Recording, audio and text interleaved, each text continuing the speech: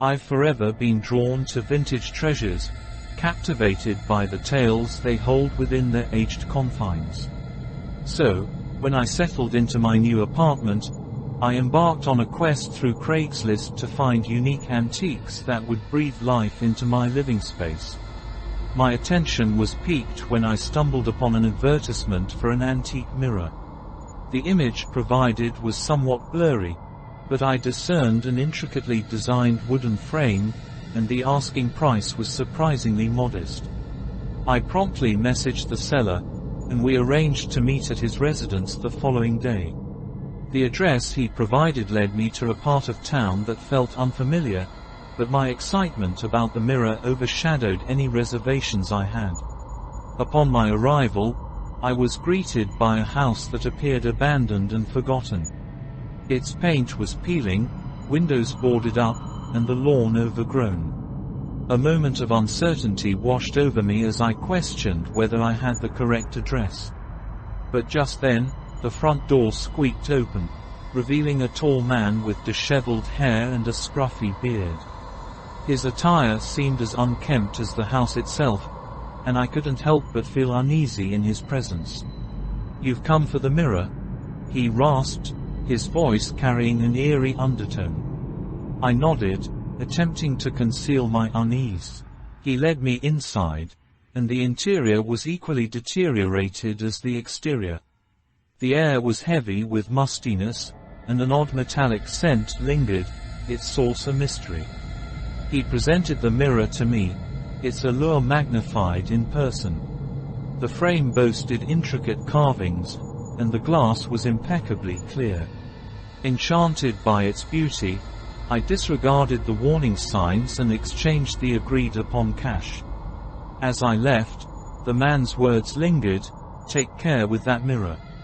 It has a history." I chuckled, interpreting his words as an attempt to enhance the antique's mystique. Yet, when I returned home and hung the mirror in my bedroom, peculiar events began to unfold. Each night, I was roused by whispers that I initially dismissed as mere figments of my imagination. But gradually, I discerned that the faint murmuring emanated from the mirror. And when I gazed into it, I caught fleeting glimpses of unfamiliar faces twisted with anguish and dread. I tried to rationalize these unsettling experiences as mere tricks of light or tricks played by my mind. However, one fateful night, I awoke to find a figure standing at the foot of my bed, its reflection visible in the mirror. It was the man from the house, but his eyes were vacant, and his skin was pallid and translucent. I screamed, blinked, and he vanished. Yet, the whispers persisted, intensifying and growing more insistent. Unable to endure it any longer, I resolved to rid myself of the mirror. I attempted to sell it, but found no takers. Even when I offered it for free, it always returned to me. In my desperation, I shattered it into fragments and discarded it. Yet, to this day, the whispers persist. Sometimes, when I close my eyes, I see the man's visage, observing me with an unsettling gaze. Thanks for being there, friends. Now it's time for story number 2. When many people think of Coastalville, they conjure images of the pristine coastline, the bustling promenade, and the array of eateries and entertainment venues in the nearby tourist districts. However, I spent my formative years in a less traveled pocket of Coastalville known as Woodland Valley. Back then, Woodland Valley was defined by extensive farmlands and untouched woodlands, resembling a hidden gem within the city. In this secluded neighborhood, houses sat on large plots of land that could span several acres, offering a serene and peaceful life where neighbors mostly kept to themselves. Nevertheless, this seclusion was deceptive. One of my closest friends lived right next door, although next door meant a journey across an expansive field and through dense woods. To visit his home, I had to traverse the field, which was a straightforward trek after the harvest but a labyrinthine journey before it. After crossing the field, I'd venture into the woods, a half-hour walk that eventually led me to our neighbor's property. Despite its challenges, this walk through nature was often peaceful. My friend and I had even cleared a path, making our travels between our homes more convenient. In fact, I could navigate it in the dark with ease as long as I stuck to the well-trodden trail. Nevertheless, our path was not a straight line, and that was due to one significant reason. We discovered, on our very first attempt to clear the path, the presence of a dilapidated cabin about 25 yards off to the left, obstructing our direct route to my friend's house. We quickly learned that this cabin was best avoided. Upon our initial sighting, we couldn't determine if anyone inhabited the cabin. While it appeared weathered, there were no broken windows. Although there wasn't a traditional lawn, given its remote woodland location, there were some makeshift planters with ailing tomatoes and a few other crops.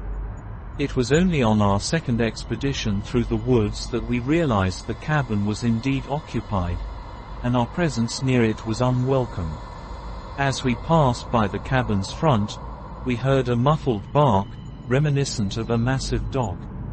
The breed was unidentifiable, and the sound seemed strangely eerie. It startled us enough to send us running back to my friend's house. As we sprinted away from the cabin, we heard a window open, and a deep, resonant voice yelled something we couldn't quite decipher over the noise of our hasty retreat. This experience left an indelible mark on our minds, leading us to adjust our trail so that it avoided the cabin entirely. This added an extra 5 to 10 minutes to our walks, but we considered it an unavoidable precaution. We faithfully adhered to this path every time we ventured through the woods thereafter. My deviation from it occurred only once, and that solitary experience was enough to deter me from ever doing so again. The ill-fated deviation happened on a late autumn day when I was spending time at my friend's house. The days were growing shorter, and I suddenly noticed that it was getting dark outside. In an attempt to avoid parental lectures for returning home after dark, I decided to make my way back as quickly as possible. In my haste, I thought I might be able to take a direct route back to my house, veering off the trail and avoiding the cabin owner's gaze in the fading twilight. This plan was working until I passed the cabin, and I heard the muffled barking again, this time accompanied by the sound of the cabin door opening and slamming shut. I ran faster than I ever had in my life. I didn't dare look back, but I could hear an enormous dog in pursuit. The barking now sounded clearer, yet inexplicably unsettling, though I couldn't pinpoint why. My legs were turning to jelly, and I could sense the dog closing in.